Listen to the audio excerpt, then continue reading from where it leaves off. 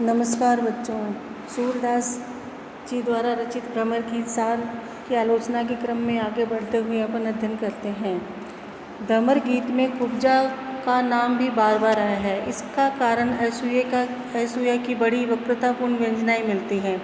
जब उद्धव कृष्ण का संदेश कहकर अपनी ज्ञान चर्चा छेड़ते हैं, तभी गोपियाँ कहती है कि यह कृष्ण का संदेश नहीं जान पड़ता, यह तो उसी कुबड़ी पीठ वाले की कारस्तानी मालूम पड़ती है। मधुकर कान कही नहीं होही, यह तो नई सखी सीखई है निज अनुराग बरही। फिर वे असूया का भाव इन साफ शब्दों में प्रकट करती हैं कि इस समय कृष्ण की चहेती कुब्जा का ही जीवन सफल है।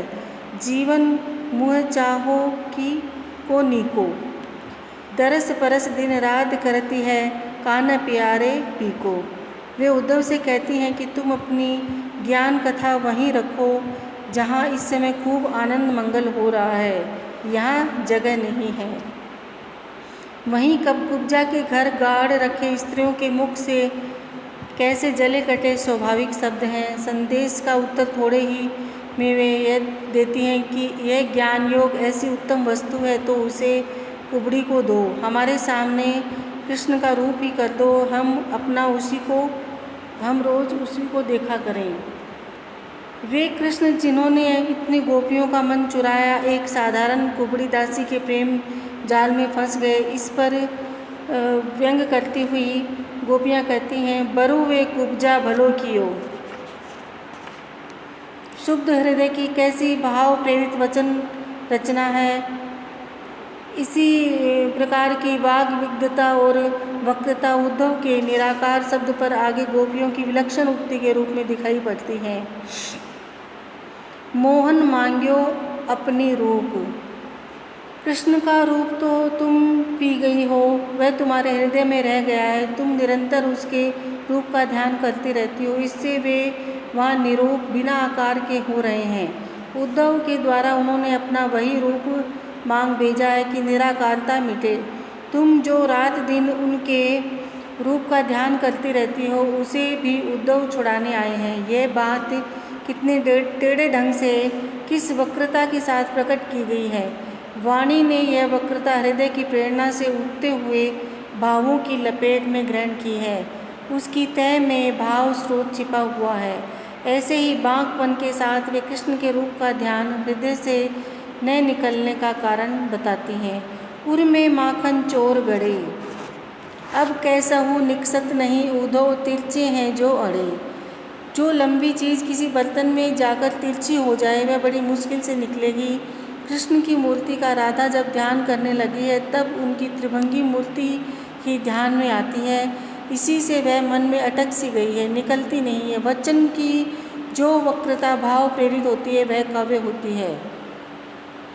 भावोद्रेक से उक्ति में जो एक प्रकार का बांकपन आ जाता है, तात्पर्य कथन के सीधे मार्ग को छोड़कर वचन जो एक भिन्न प्रणाली ग्रहण करते हैं, उसी की रमणीयता काव्य की रमणीयता के भीतर आ सकती है।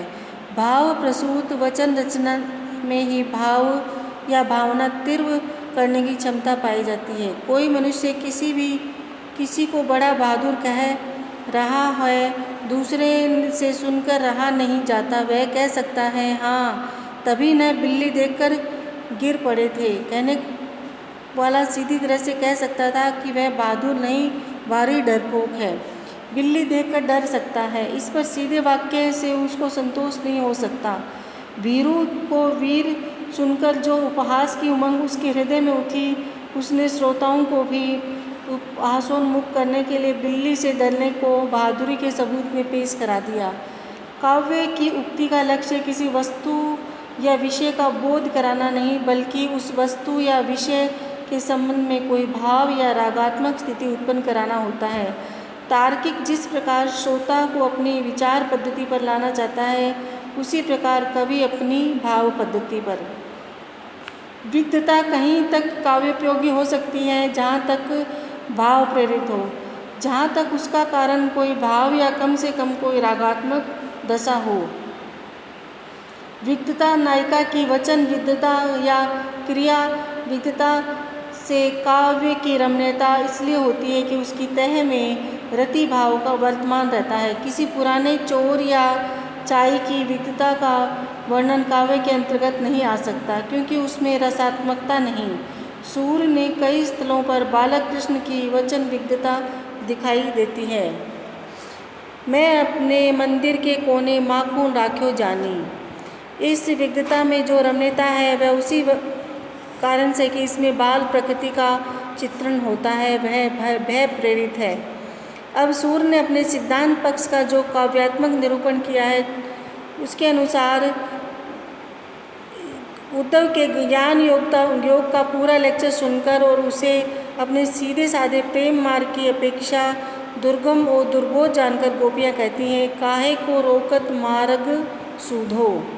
हम अपने प्रेम या भक्ति के सीधे और चौड़े राजमार्ग पर जा रही हैं, उस मार्ग में तुम ये निर्गुण रूपी कांटे क्यों बिछाते हो, हमारा रास्ता क्यों रोकते हो। जैसे तुम्हारे लिए रास्ता है वैसे हमारे लिए भी है। तुम अपने रास्ते चलो, हम अपने रास्ते, एक दूसरे का रास्ता रोकने क्यों जाएं। भक्ति और ज्ञान के संबंध में सूर्य का यही मत समझिए। वे ज्ञान के विरोधी नहीं, भक्ति विरोधी ज्ञान के विरोधी हैं। गोपियों से वे उद्धव की बातों के अंतिम उत्तर के रूप में कहलाते हैं, बार बार वे वचन निवारो, भक्ति विरोधी ज्ञान तिहारो। मनुष्य की पूर्ण अभिव्यक्ति रागात्मक प्रति और बोध दोनों के मूल में है, अतः इनमें किसी का निषेध उचित नहीं। कोई एक की ओर मुख्यतः प्रवृत्त रहता है, कोई दूसरे की ओर। कुछ ऐसे पूर्ण प्रज्ञ भी होते हैं जिनमें हृदय पक्ष और बुद्धि पक्ष दोनों की पूर्णता रहती है। वल्लभाचार्य जी ऐसे ही थे। सूरदास जी वल्लभाचार्य के शिष्यों में थे। वल्लभाचार्य ज्ञान मार्ग की ओर तो वेदांत की एक शाखा के प्रवर्तक थे और भक्ति मार्ग की ओर एक अत्यंत प्रेमोपासक संप्रदाय के। वल्लभाचार्य का अद्वैतवाद शुद्ध अद्वैतवाद कहलाता है। रामानुजाचार्य जी ने अद्वैत को दो पक्षों में से युक्त दिखलाया था। वल्लभ ने यह विशिष्टता हटाकर ब्रह्म को फिर शुद्ध किया। उन्होंने निरूपित किया कि सत्य, चित्त और आनंद स्वरूप ब्रह्म अपनी इच्छानुसार इन तीनों स्वरूपों का आविर्भाव और तिरोभाव करता रहता है। जड़ जगत भी ब्रह्म ही है, पर अपने चित्त और आनंद स्वरूपों का पूर्ण तिरोभाव किए हुए तथा सत्य स्वरूप का कुछ अंशतः आविर्भाव किए हुए चेतन जगत ही ब्रह्म ही है, जिसमें सत्य, चित्त, आनंद इन तीनों स्वरूपों का कुछ आविर्भाव और कुछ तिरोभाव रहता है। इस सिद्धांत में मायात्मक जगत मिथ्या नहीं माना गया है। माया ब्रह्म ही की शक्ति मानी गई है, जो उसी की इच्छा से विभक्त होती है। जीव अपने शुद्ध ब्रह्म स्वरूप को तभी प्राप्त करता है तब आविर्भाव और तिरोभाव दोनों मिट जाते हैं, और यह बात केवल ईश्वर के अनुग्रह से ही, जिसे पुष्टि या पोषण कहते हैं, हो सकती है। इस अनुग्रह की प्राप्ति के लिए वल्लभाचार्य ने एक विस्तृत उपासना पद्धति चलाई, जिसे पुष्टि मार्ग कहते हैं। रामानुज और वल्लभ दोनों का मोक्षा कैवल्य से भिन्न है। रामानुज की मुक्ति सारूप्य या सौलाक्य मुक्ति है, वल्लभ की सायुज्य।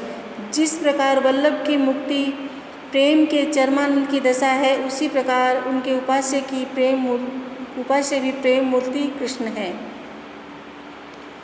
जगत के नाना रूपों में ब्रह्म की जो प्रत्यक्ष सत्ता दिखाई पड़ रही है, उसका जो सगुण स्वरूप चारों ओर भासित हो रहा है, उसका बार बार निषेध और निर्गुण ब्रह्म का अत्यंत सूक्ष्म निरूपण सुनकर गोपियाँ उद्धव से कहती हैं कि तुम व्यर्थ तिनके की ओट में इतना भारी दमकता हुआ सुमेरु छुपाने का प्रयत्न कर रहे हो। उद्धव ने ब्रह्म निरूपण का कुछ ही आशय गोपियों की समझ में नहीं आता। वे पूछती हैं कि वह बिना रूप रेखा वाला तुम्हें कभी प्रत्यक्ष भी होता है, तुम्हें आकर्षित और मोहित भी करता है क्या? स्त्रियों के स्वाभाविक हाव भाव भरे वचन, कसम है हम ठीक ठीक पूछती हैं, हंसी नहीं कि तुम्हारा निर्गुण कहाँ का रहने वाला है। कुछ विनोद, कुछ चपलता, कुछ भोलापन, कुछ घनिष्ठता, कितनी बातें इस छोटे से वाक्य में टपकती हैं। ज्ञान मार्गी वेदांतियों और दार्शनिकों के सिद्धांतों की लोक अव्यवहारता तथा उनके बेडोल और भड़कीले शब्दों के अर्थों की अस्पष्टता और दुर्बोधता आदि की ओर गोपियों की झुंझलाहट कैसा संकेत कर रही है। या कि सीख सुने ब्रज कोरे, इनकी बात कौन सुने जो कहता हुआ और करता हुआ तथा जो कुछ ऐसी बातें मुँह से निकालता है जिनको खुद बहुत ही कम समझता है। पिछले कथन से सबके नहीं तो अधिकांश ब्रह्म ज्ञान चाटने वालों के स्वरूप का चित्रण हो जाता है। वे बहुत से ऐसे बंद हुए वाक्यों और शब्दों की झड़ी बांधा करते हैं जिनके अर्थ की स्पष्ट धारणा उन्हें कुछ भी नहीं रहती। बिना समझी हुई बातें बककर वे लोगों के बीच बड़े समझदार बना करते हैं। निर्गुण की निरसता और सगुण की सरलता किस प्रकार अपने हृदय के सच्चे अनुभव के रूप में गोपियाँ उद्धव के सामने क्या जगत के सामने रखती हैं। ऊनो कर्म कियो मातुल बदी मदिरा मत प्रमाद सूर्य श्याम इते अवगुण में निर्गुण ते अति स्वाद। ज्ञान मार्ग का गोपियों ने तिरस्कार किया, पर यह सोचकर कि कहीं उद्धव का जी न दुखी हो वे उनका समाधान भी करती हैं। वे समझाती हैं ज्ञान मार्ग को हम बुरा नहीं कहती, वह अत्यंत श्रेष्ठ मार्ग है, पर अपनी रुचि को हम क्या करें, वह हमारे अनुकूल नहीं पड़ता। रुचि भिन्नता दो समान वस्तुओं में भी भेद करके एक की ओर आकर्षित करती है और दूसरे से दूर रखती है। ऊधो कोकिल क्रजत कूजत कानन तुम हमको उपदेश कहे तो भस्म लगावन आनंद। वह सुनो कोयल कूक रही है, तुम तो हमें राग मलने को कह रहे हो, उधर प्रकृति क्या कह रही है वह भी सुनो। भ्रमर गीत की भूमिका के रूप में यहाँ सूर के संबंध में कुछ विचार संक्षेप में है। ये इससे अधिक आलोचना का अवसर भी कभी मिलेगा। आचार्य रामचंद्र शुक्ल।